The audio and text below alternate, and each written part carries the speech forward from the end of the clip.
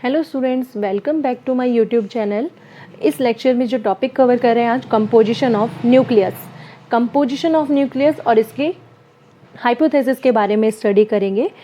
जो एक्सप्लेन की थी वो हाइपोथेसिस थे आपके पास proton electron hypothesis and proton neutron hypothesis. तो पहले कंपोजिशन ऑफ न्यूक्लियस हम यहाँ पे देख लेते हैं, फिर उसके बाद इसके दोनों टाइप्स एंड फिर इसके फेलियर्स के बारे में इस लेक्चर के अंदर हम ये टॉपिक कवर कर रहे हैं। अब वीडियो स्टार्ट करते हैं। जैसा कि आपने मेरी प्रीवियस वीडियो में देखा था कि मैंने Rutherford alpha particle scattering experiment के बारे में डिस्क्राइब किया। तो रदरफोर्ड ने जो अल्फा पार्टिकल स्कैटरिंग एक्सपेरिमेंट दिए थे, उन्होंने कहा कि जो न्यूक्लियस का साइज़ है वेरी वेरी स्मॉल है comparison to size of atom. Nucleus का size 10⁻⁻15 metre comparison to size of atom. तो nucleus size is very small atom के साइज़ के। तो उन्होंने यहाँ पे फिर स्टडी की थी नेचुरल रेडियो एक्टिविटी की। उन्होंने देखा कि जो अल्फ़ा बीटा गामा रेडिएशंस हैं कैसे उनकी रेडिएशंस एमिट करती हैं। जब ये पार्टिकल्स एमिट करते हैं तो एंड पार्टिकल्स जब एमिट करेंगे तो इनके एनर्जी लेवल्स क्या हैं, यहाँ पर डिफरेंट है। Discrete means different energy levels present है।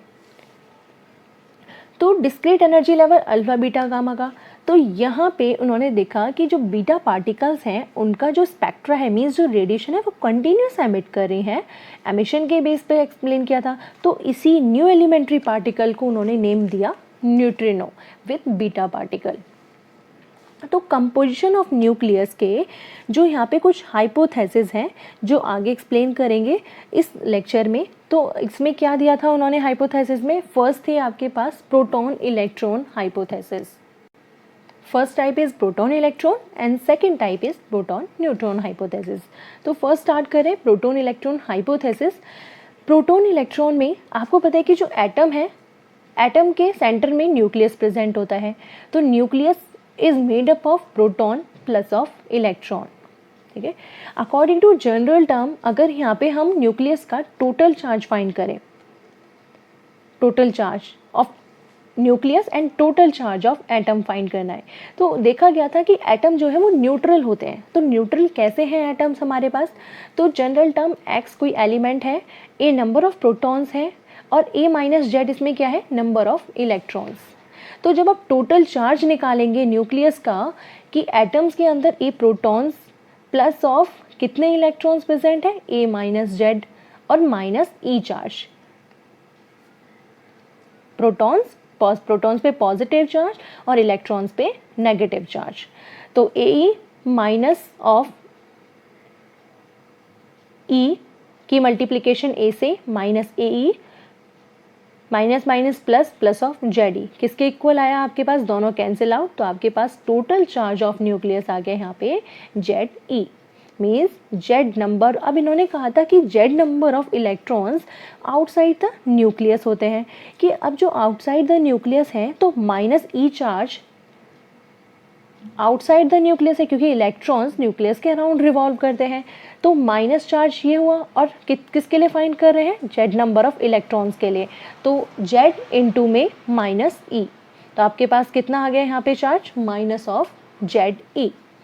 तो टोटल चार्ज ऑफ एटम कितना हुआ आपके पास, total charge of nucleus minus total charge of electron outside the nucleus minus of Z E.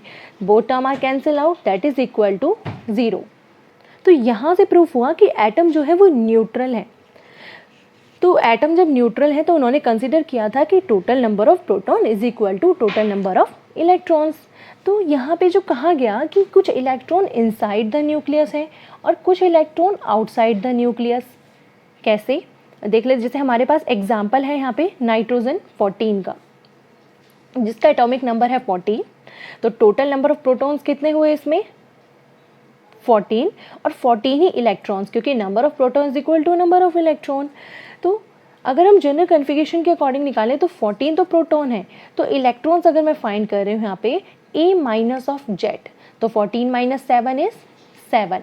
तो आपके पास ये टर्म आ गई 7। तो इट मीन्स जो 14 इलेक्ट्रॉन है उसमें से 7 इलेक्ट्रॉन इनसाइड द न्यूक्लियस और 7 इलेक्ट्रॉन आउटसाइड द न्यूक्लियस। तो टोटल कितने इलेक्ट्रॉन्स प्रेजेंट हुए आपके पास, 14 इलेक्ट्रॉन्स।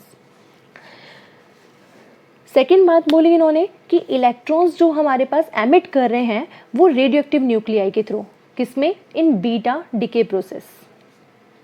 ये दो हाइपोथेसिस बोली गई थी प्रोटॉन इलेक्ट्रॉन हाइपोथेसिस के बारे में। अब इसमें कुछ फेलियर्स भी डिस्कस हुए। क्या थे वो फेलियर्स?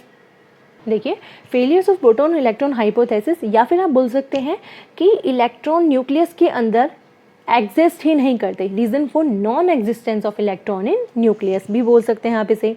तो यहाँ पे जो फेलियर्स में जो सबसे फर्स्ट पार्ट यहाँ पे देखा गया वो था आपके पास एनर्जी, किसकी, इलेक्ट्रॉन की एनर्जी न्यूक्लियस के अंदर। तो electron, energy of electron inside the nucleus. अब ये कैसे फाइंड की गई? यहाँ पे यूज़ किया गया था कि कुछ इन्होंने कहा था कि इलेक्ट्रॉन जो होते हैं प्रेजेंट होते हैं इनसाइड द न्यूक्लियस, लेकिन पोजीशन और मोमेंटम मेजर करने के लिए क्या फाइंड, किसके अकॉर्डिंग फाइंड किया था इन्होंने? यूजिंग अनसर्टेनिटी प्रिंसिपल के बेस पे फाइंड किया। तो एनर्जी फाइंड कर रहे हैं यहाँ पे, तो रेडियस, पहले अनसर्टेनिटी प्रिंसिपल देख लेते हैं। अनसर्टेनिटी प्रिंसिपल क्या है आपके पास? डेल एक्स का मीनिंग पोजीशन या फिर uncertainty in measurement of position, del p uncertainty in measurement of its momentum is equal to of h cut. ये एच कट की वैल्यू आप यहाँ पे लिख सकते हैं एच अपॉन में 2 पाई। तो यहाँ से आपको मोमेंटम फाइंड करना है, means uncertainty of momentum find करना है, is equal to h cut upon में डेल एक्स। क्योंकि हमें एनर्जी फाइंड करनी है तो वो चीज़ हम यहाँ डिस्कस कर रहे हैं। कैसे निकाल सकते हैं? पहले हमें मोमेंटम पता होना चाहिए। तो यहाँ से हमने फाइंड किया uncertainty measurement of momentum h cut upon del x means h upon 2 pi into del x. ये जो डेल एक्स है एटम की रेडियस है। तो रेडियस आप कितनी फाइंड की थी? The radius of nucleus of any atom कितनी थी? 10 की पावर -14 मीटर। लेकिन यहाँ पे जो डेल एक्स है that is equal to diameter of the nucleus. तो डायामीटर है तो रेडियस में डायामीटर का formula R is equal to d/2। तो जब डायामीटर आप फाइंड करेंगे तो 2 इंटू आर, तो it means d is equal to del x. तो डेल एक्स की वैल्यू हो जाएगी 2 into radius of nucleus of any atom into 10 की पावर -14 मीटर। यहाँ से आपने फाइंड कर लिया डेल एक्स। अब ये वैल्यूज़ आपको इक्वेशन 1 में सब्सटीट्यूट करनी है। तो आपके पास वैल्यूज़ आई h upon 2 pi into 2 into 10 की पावर -14। तो h is Planck's constant, Planck's constant की वैल्यू होती है 6.63 10 की पावर -34। 2 इंटू पाई की वैल्यू 3.14 इंटू में 2 इंटू 10 की पावर -14। जब आप इस पूरे पार्ट को सॉल्व करेंगे तो आपके पास वैल्यूज आएंगी 5.275 10 की पावर -21 किलोग्राम मीटर पर सेकेंड। ये आपने फाइंड कर लिया अनसर्टेनिटी इन मोमेंटम। लेकिन फाइंड क्या करना था आपको? एनर्जी फाइंड करनी है। तो एनर्जी का रिलेशन किसके टर्म्स में आप लिख सकते हैं? मोमेंटम की टर्म्स में। तो आपके पास दो रिलेशन है यहाँ पे। एनर्जी का relation E is equal to p c और E is equal to p square c square plus m nought square C4। ये एनर्जी ऑफ इलेक्ट्रॉन का जो रिलेशन है यहाँ पे, ये किसके अकॉर्डिंग है आपके पास? रिलेटिविस्टिक एनर्जी के अकॉर्डिंग, रिलेटिविस्टिक एनर्जी के अकॉर्डिंग। क्योंकि एम नॉट सी स्क्वेयर जो है यहाँ पे rest mass energy of electron है और एम नॉट सी स्क्वेयर की जो वैल्यू होगी यहाँ पे 0.511 मेगा इलेक्ट्रॉन वोल्ट होती है। या तो आप डायरेक्टली टर्म को याद रख लें या फिर मास, रेस्ट मास 9.1 10 की पावर -31 इंटू 3 इंटू 10 की पावर 8 स्पीड ऑफ लाइट स्क्वेयर करेंगे तो आपके पास यही वैल्यूज़ आएंगी।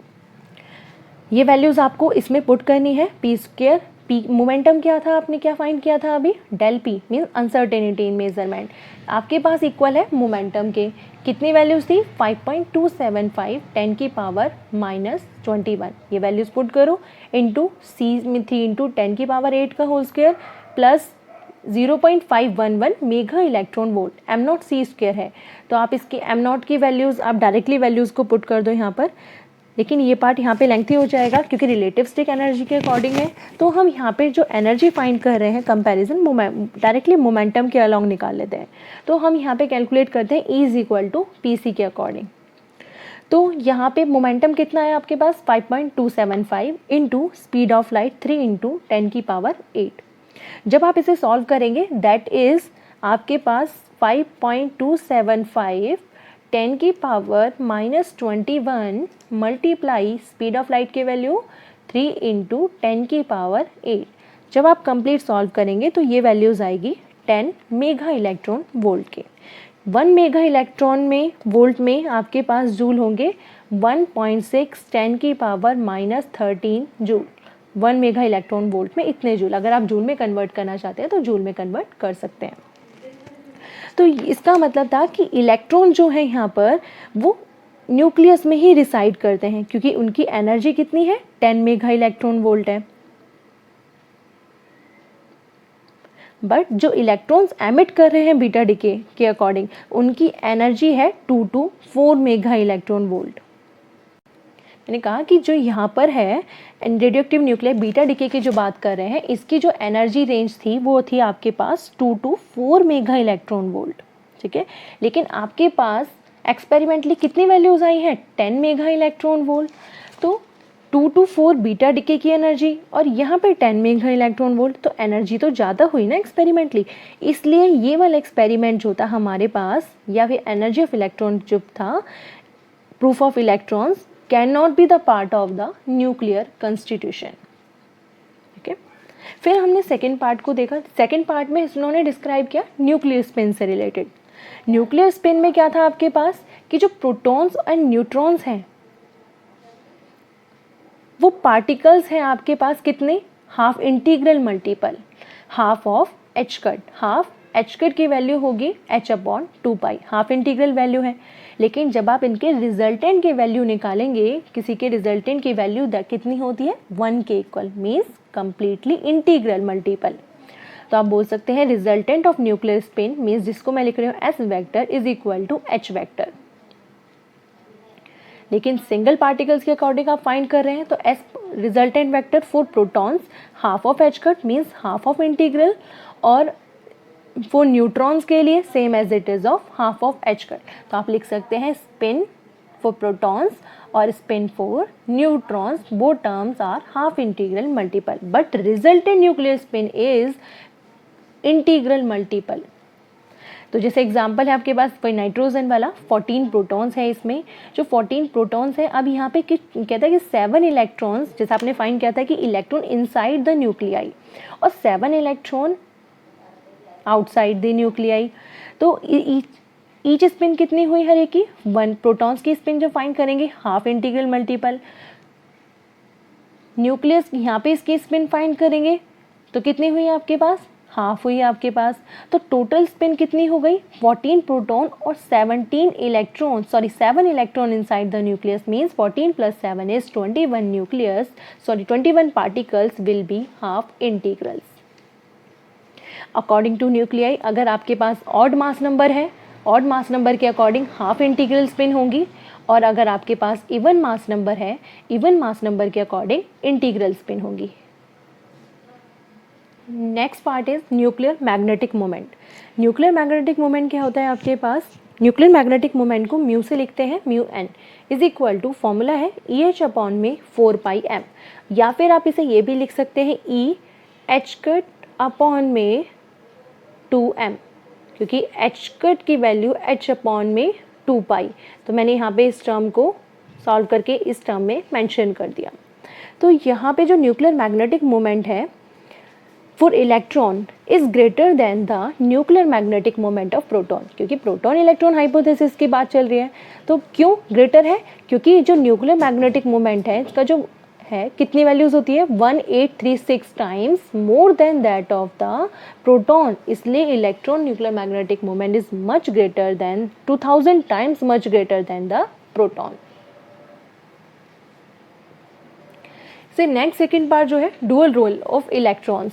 क्या डुअल रोल था इलेक्ट्रॉन्स का, ये कंसेप्ट समझना जो था बहुत ही मुश्किल था, वेरी डिफिकल्ट टू अंडरस्टैंड। क्यों, क्योंकि कुछ इलेक्ट्रॉन्स तो आपके पास न्यूक्लियस के अंदर प्रेजेंट थे, और ये कहता है कि कुछ इलेक्ट्रॉन्स जो है न्यूक्लियस के अराउंड में रिवॉल्व कर रहे थे। तो इसी कंसेप्ट की वजह से ये theory proton electron hypothesis discard कर दी गई। फिर इसके बाद जो आपके पास थ्योरी आई that is proton neutron hypothesis. Proton neutron hypothesis हम नेक्स्ट वीडियो लेक्चर में कवर करेंगे, उसमें उसके फेलियर्स के बारे में स्टडी करेंगे। तो आज के लिए टॉपिक इतना ही। अगर आपको वीडियो यूज़फुल लगी है प्लीज़ मेरे चैनल को लाइक शेयर एंड सब्सक्राइब करें and thanks for watching my channel.